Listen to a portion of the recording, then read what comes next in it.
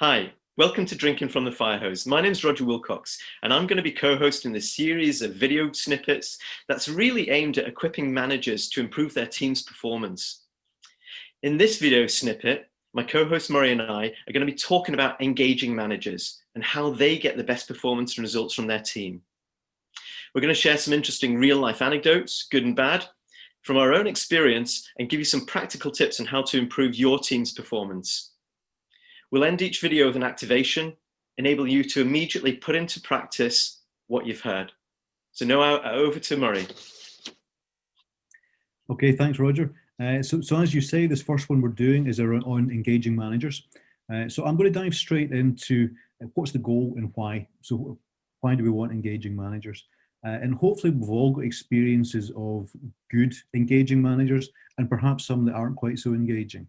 And I guess there's a real sort of natural performance issue in there. I know, speaking from personal experience, if I have a good engaging manager, I will always go that extra yard. I'll work a little bit harder. I'll come up with more ideas. I'll do more. And the flip side of that, if I've got a manager that isn't particularly engaging, and I've had a few of them over the years, even subconsciously, I think you just haul back a little bit on your performance. And I know for myself, I didn't necessarily drag my heels intentionally, but I'm sure at times I did, just because I wasn't fully, my manager wasn't engaging me, I wasn't fully engaged, and I probably just didn't give, that 110% that he was hoping for, and that I would normally give. So it's kind of obvious, but I think teams will always go that extra yard for an engaging manager. You're always just going to offer up a little bit more. And I guess the key in there is, you're going to give more time, more effort, more ideas, perhaps, work late when it's required, or get that report out a little bit quicker. It almost just feels like a natural thing to do when you've got that engaging manager. But I guess if you don't, the natural barriers come up. It's not my time. I'm not doing it today. I've done something already. So, and those are possibly good indicators for you as a manager. What kind of conversation, what kind of feedback are you getting from your team? Are there any little warning signs in there that maybe you're not an engaging manager? Another part of the why in this is, and I think it's one of your quotes, Roger, that people join organizations, but they sometimes leave managers. Yeah. So if you've got a poor manager, you at the very least may want to change teams, or you may leave the organization altogether. So there's that little bit of churn in there as well. You want to help you keep good, valuable team members. An engaging leader and engaging manager is always going to have a better chance at that. And I also, final part on that for me, if you have got that engaging manager, you're going to come up with ideas, you're going to come up with improvements. We've got a lot of passion for ops excellence, continuous improvement. That's so much easier with an engaging manager. Yeah, definitely. Okay, so that's it for me, Roger, on that one. Thanks, Murray. Well, what I'll do now is say, well, how should a manager actually assess their current performance? At the moment, the thing that will make a difference is if a manager is realistic about what they are doing now, how they're behaving, are they an engaging manager, really understand it, and then understand where they need to get to. And those individuals who can do that assessment will really take steps to move forward to become an even better engaging manager. The first thing I'd say is look at your calendar. How much time do you actually spend coaching your team? How much time do you actually spend with other people, coaching them, improving their performance? How much time do you spend giving and receiving feedback? An engaging manager is one that engages with their people, who spends time with them. How formally or how well do you formally assess your team? Do you spend time to go and focus on a specific topic and spend time to get in depth into that, to really understand it, to drive performance in that area? As part of that, it's an opportunity to understand how your team do things, where there's opportunities for improvement, and really to get to know how things are done, how effective they are, how you can improve that. I think the third thing is to look at your team and ask them, how engaging am I? This can be done through 360-degree feedbacks or one-to-one feedbacks. How would the team describe you? This is something we can help with as well. How would your team describe you? What would they say about you? Do they say that you're engaging to them? Do they say that you're sharing vision with them? What are the things that they would say you do well? What do they think that you could improve in? I think look at your last employee engagement scores as well. That'll give you really a good indication about where you are now, especially if you look at your team feedback. What are the team saying about things such as they know what's expected of what's expected of them in their work? Do they fully know what's expected of them? Are they rewarded and recognized for that? Does their opinion count? So that often leads back to how their manager is. And so that gives you an interesting insight into how you perform. So based on your current performance, then you can understand where you want to get to and put a plan in place to deliver that. So what we're going to focus on now is how to achieve that goal. So over to Murray. Okay, thanks, Roger. So yeah, a few steps for how you can actually put this into practice and how to achieve the goal. I guess a fairly obvious one for me to start off with is go CSS. So actually get out there and do it. And maybe two sides to that. One, in the current climate where actually that go see and assess might be via Zoom or Teams, I think it's still just, setting the time aside, go and have that conversation. Make the time and the effort to have that conversation. Maybe slightly less emphasis on the assess at that stage. It's more just a conversation. Try and get a bit of feedback. How's my relationship with my colleagues and my team members. Yeah. Likewise, if you're physically going out to go see and assess, for me, one of my biggest lessons over the years is don't always go to the easy places. Go to some of the slightly less accessible or less frequently visited parts of the site.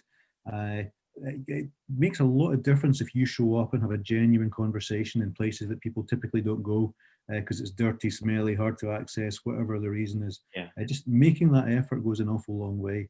And obviously going, eyes, ears open, all your senses, trying to understand what's going on well, what's going on, is it going well, is it not going well?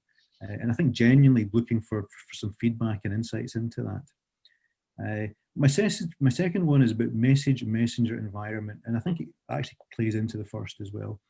The message and the reason you're there is really important, and that message will typically change depending what part of the organization or what level of the organization you're talking to.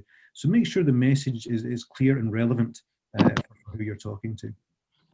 Messenger, if it's you, then you are the messenger. So again, just try and be sympathetic to who you're talking to. Again, a lesson over the years is, for example, the CEO is not necessarily always the best person to give a message to all parts of the organization. Perhaps a local supervisor, somebody with the respect and credibility will get the message over far more effectively. So that's always something to bear in mind yourself as well. Am I the best person to convey this message? Maybe actually there's somebody else in the team that would get that across more effectively. And the final part in that is the environment. For me, it's absolutely key that the people you talk to are comfortable. So dragging them into the boardroom, they're probably not going to be comfortable, therefore they're not going to be receptive. Go somewhere that they are comfortable and receptive, whether that be the tea shack, the control room, wherever it is. You may not be 100% comfortable, but tough. It's about them being receptive and open and listening to what you're trying to get across. And again, it will go a long way. If you go and engage in their environment, it typically goes an awful long way. Yeah. So back to you, Roger. I think it was really good, Murray. I particularly like the go see and assess one. I think it's really important for managers, engaging managers, to get up out of their seats and go to the workplace and do that. And another tool which I really like is leadership structured workplace assessments. And these are very simple, but very effective. The key thing there is to have a checklist up front specifying what are you specifically going to examine when you go to the workplace. This could be at an operating site. So I know Murray and I, we've done this offshore on oil platforms. We've done it outside. We've done it in different industries. It's very effective at site, but equally it's important to do this in your office as well. And really the idea is to focus on one particular topic and prepare up front, identify what are the key areas you want to focus in on, what are the key questions you're going to ask, and really it's going out and speaking to the individual or the people who do this work and get a holistic understanding of how's it done. The important thing there is to listen. Don't talk, but listen to the individuals, ask the challenging questions, ask those ones to probe, be inquisitive, really understand. And through that dialogue, you get a really good understanding of how something's actually done, and then lead the questions round to, well, how can we improve? It's really important in these structured assessments to go and understand what improvements you can actually get. And as Murray and I both know, by the time you start asking people these questions, a lot of the time they're very keen to tell you about the improvement ideas that they have. And then the next thing I'd say, an important skill of an engaging manager is to engage the heart. This is about how you motivate your teams, how you recognize people, how you recognize people in a genuine way, and how you do that in a way that you can motivate that individual to do even greater works, but also motivate the team. And a personal example I'd use, I used to run an operation, and at that operation, we wanted to improve production. I went out with an operator, and he was not the best of performers, but he was very diligent. And what I noticed him doing on some nodding donkeys was to go up and start tweaking these switches, and just really trying to do something. I was really inquisitive and saying, well, what are you doing? What are you doing? Why are you doing that? And he said, oh, I'm just changing the pressures, changing the rates. And what it was doing was just adding a little bit of production. Now, I could have been stood back and said, well, okay, that's it. Great, he's increased production. But what I decided to do was figure out how can I motivate him and motivate the team at the same time based on what he'd done. And so what I did that night at the team, we all got together, all the operators and myself, and we were talking about the day. And during the conversation, I said, well, today it was quite interesting. I was out on site with one of the guys, and he did something really intriguing. He was increasing production. And really, this is what we're all about. We're all about in our business, increasing production. The more production we can get, the more revenue we get. This is a great thing. And people were already starting to think, I know who that is. And I was saying, look, this guy, he went beyond everything that I've seen before. He was out there. He was tweaking of his own volition, the pressures, the rates. He was actually increasing things, and it actually deliverably increased our production. And what I'd also done, I'd gone and checked what impact it had had. And it was a little impact, I'll be honest, but there was an impact. And I got the recordings of the charts and took that and had it at the meeting and said, look, this is the impact he made. And everybody by then knew exactly who it was. They turned around, gave him a big round of applause. He had a big beaming smile on his face, and it was just really, really good fun. The interesting thing was, the day after, I had 3 people come up to me and said, oh, I was just out on site and I was improving production as well. I was tweaking things. I really optimized the flow. The pressure was a bit low today, but I made an adjustment and it did it. And it continued. And so one of the important things is just encouraging the heart and really focusing in on doing that. Back over to you, Murray. Any other examples you give, or any other things that you think we can achieve this goal of engaging managers? I think just quickly a comment on your story, Roger. I mean, I think it's absolutely perfect. And there's probably, these guys were probably doing that naturally all the time anyway. It's like these marginal gains, these very small improvements. But the fact that they had in you an engaging manager who was actually interested in it, and the fact they were coming and telling you and sharing that is really, really powerful. And I think that then accelerates people coming up with more ideas and doing more and more. So what, to be fair, is quite a simple sort of intervention or action on your behalf, has a massive impact. And these guys then realised they had an engaging manager, which makes all the difference. Just one final thought on the reward and recognition. Again, I've worked in many programs where people get a little bit hung up on this and overcomplicate it. We need to give a cash reward, we need to give them iPads or, whatever. I've always kind of pushed back on that, because I think you run the risk of always getting it wrong. If you give a cash reward, you run the risk of getting it wrong. It's not enough, or you miss somebody out. And I think a little bit like you did with your example from the guys on site, a real genuine heartfelt thank you is actually really important. You'll see that beaming smile. You'll see the shoulders pick up a little bit. So long as it's genuine and heartfelt and you know why you're thanking them and you can articulate that, I actually think that's really, really powerful. And it's something that ought to be encouraged. Don't overcomplicate it. Yeah. Just make sure, and you make sure you do that on a regular basis. We all like to be told we've done a good job. Yeah, yeah. That's good. I think one of the other areas I'd say is connecting people to the vision as well. I've found that's really important for engaging managers. A key attribute is being able to go out and say, what are people doing? How does it connect to what's important to the team and the business? And what I've seen work very well is pictures. So people have pictures of what a vision is for their team. or they have a picture of their business, and people can articulate it. And a good example of this is I was working at the site, and somebody didn't really understand, they knew their job, but they didn't understand the bigger picture. And once it was explained to them, it was like their eyes were opened up, and suddenly they could see, and suddenly it motivated them to actually do more than just their day job. They were thinking, well, how can I improve things? Because I know this is important to the team. I can do this, or I can spend that discretionary time that you talked about earlier on, Murray. I can spend some of my discretionary time actually making a difference. And it's really motivating. So people like to understand what the vision of the business is, and an engaging manager is somebody who can motivate their team, engage them in that, share the vision with them, and actually articulate it well and get the best from their team. Yep, exactly. Great example again, Roger. Seen that many times as well, getting that vision across. And I guess don't assume people understand the vision. It might be very clear to you, but don't assume that everybody gets it. So it's always worth repeating it. And I think also making it personal. Where does you personally fit into that vision? What can That's really you good. do to help deliver it? It's not some detracted corporate vision. It actually affects you, and you have a part to play in that. Yeah.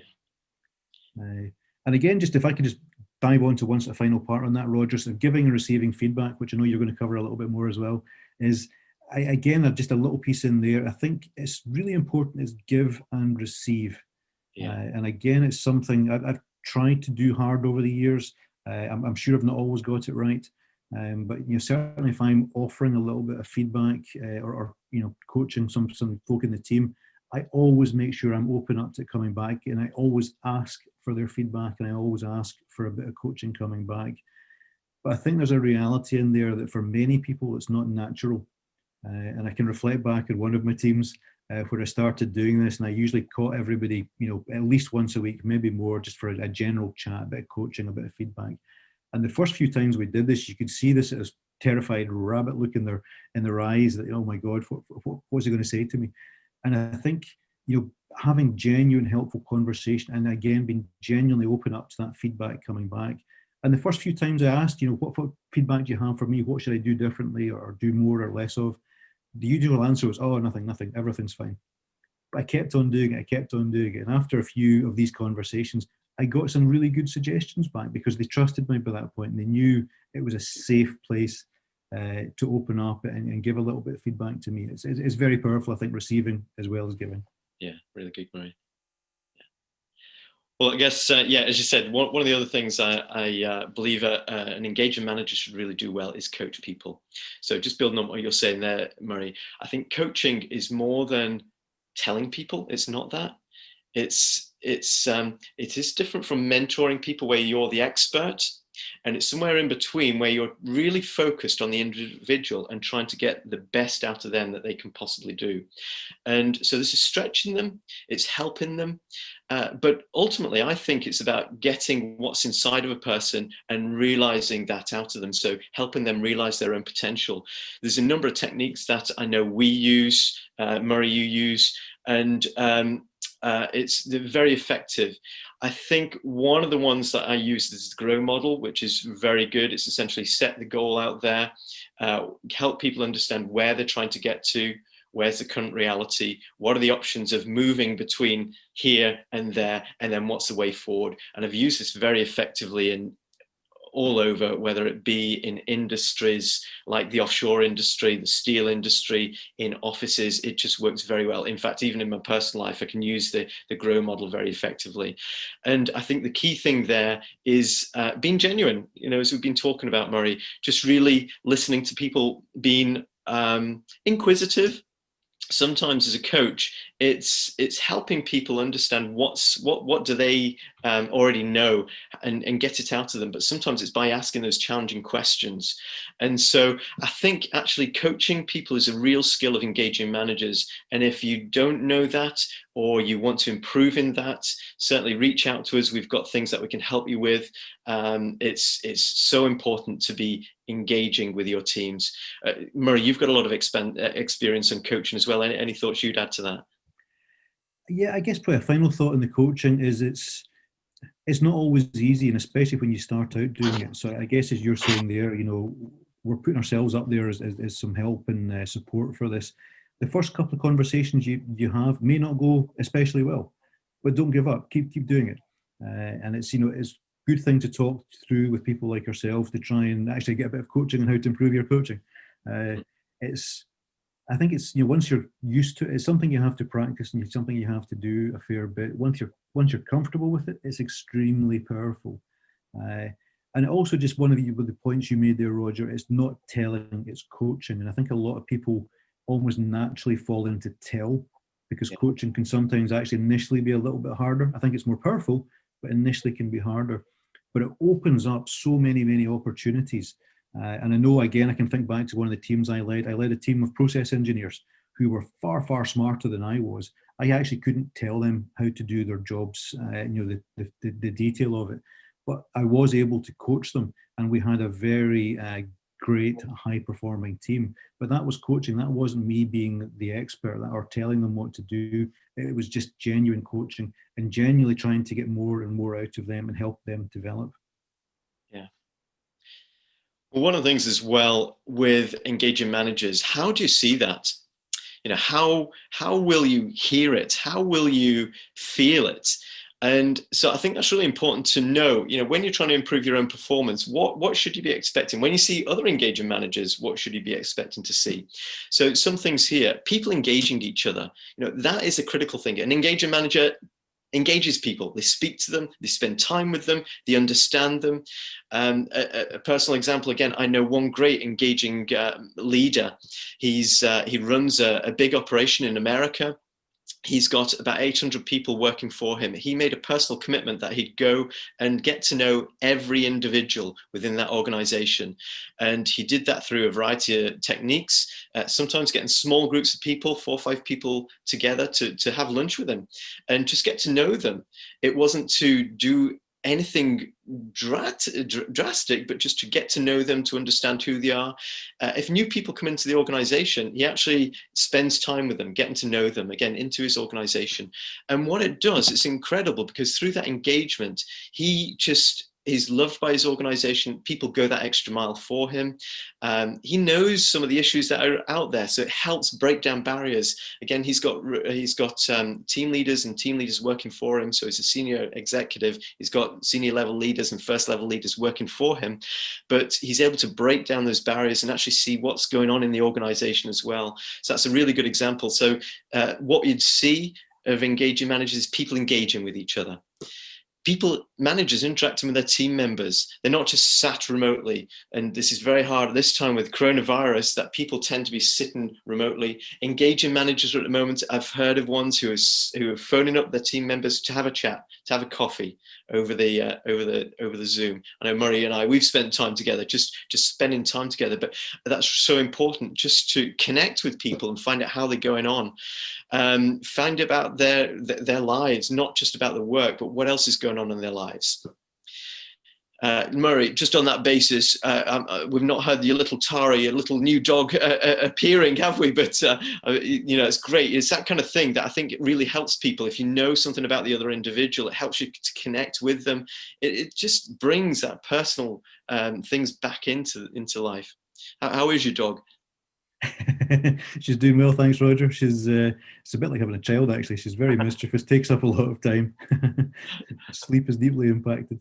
But yeah, it's a great point. I think it's treating people in your team, and it sounds obvious, but they're human beings. They've got real lives, and I think especially in the times that we're all going through just now, it's a really powerful thing to do, to just actually check in without any real sort of work obligation in there. It's just, hey, how are you doing? And have a little bit of a social chat. So there's no other purpose to it than literally just to connect, build that connection, come across as somebody who actually does genuinely care, and hopefully they care about you as well. And I guess again, it's almost like the feedback. It's a two-way process. Knowing that people in your team will phone you up and ask how you are and just check in on you is a great thing. And just to add to one of the things you were saying there before, Roger, I think sometimes people make this out to be quite a difficult thing to do. But one of the points you made there is actually watch other leaders and other managers. If there's somebody you see as an engaging manager, watch what they do. Listen to them, watch them, observe them. And likewise, there's bound to be managers that you think are not especially engaging. Same, watch what they do, and don't copy that one. But it's a good way to try and get some tips and ideas on what you can do. But don't force it. Try and make it natural. Try and make it an enjoyable experience. It should be enjoyable to engage with your team. Yeah, no, it's really good. I think some of the other things, we talked about see, hear, and feel. Some of the things that you're going to hear, people celebrating together, people sharing improvements. I mean, we've been talking about this engaging managers is all about improving the bottom line ultimately. And so you'll hear more people talking about, well, how can I improve the bottom line? This is what we're trying to do. These are the challenges. This is what we're trying to get to. And so you'll hear questions coming up. You'll hear more dialogue taking place within the team. And for a manager, what this will breed is confidence.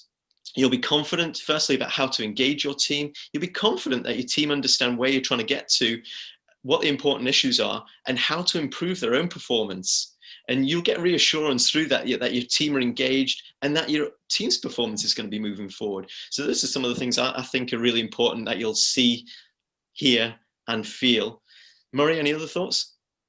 Yeah, no, I would absolutely support all of those. And I think maybe the final part in that for me, Roger, is that there is no better feeling than being part of an engaged, happy, high-performing team. It just feels good. It's a nice place to be. And maybe going back to one of the very early points in this discussion, if people are not happy and not engaged, chances are they'll move on.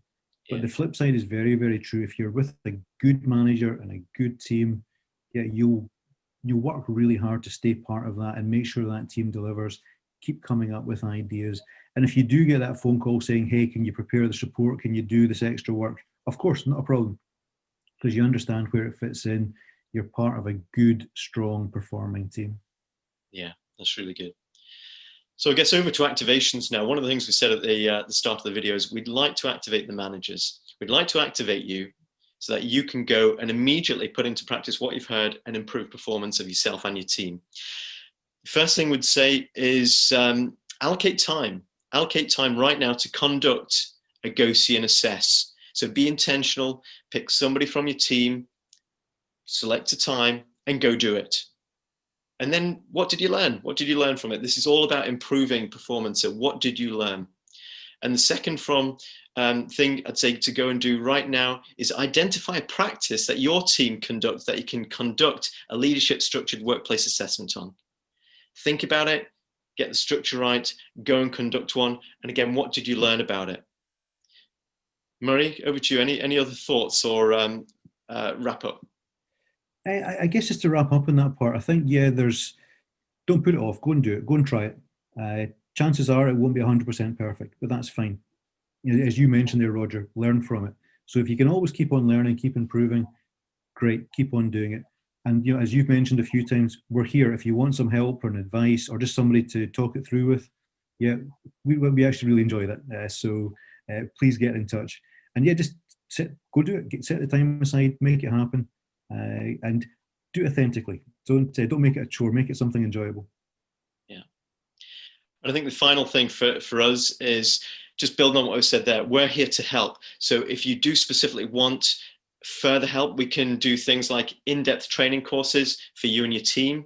Certainly going through this, we've got the 6 elements of go, see, and assess leadership, structured workplace assessments, the message messenger environment, encouraging the heart, connecting people to the vision, and coaching and giving feedback.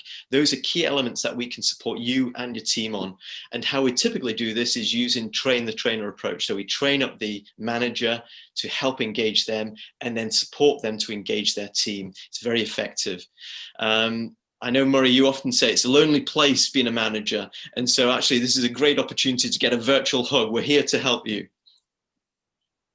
Yeah, absolutely. I mean, it's a massively enjoyable place when it's all going really well. But yeah, at times it can be quite a lonely place. And I can only imagine in these times where we're all working, or most of us are working remotely, it's potentially even more so.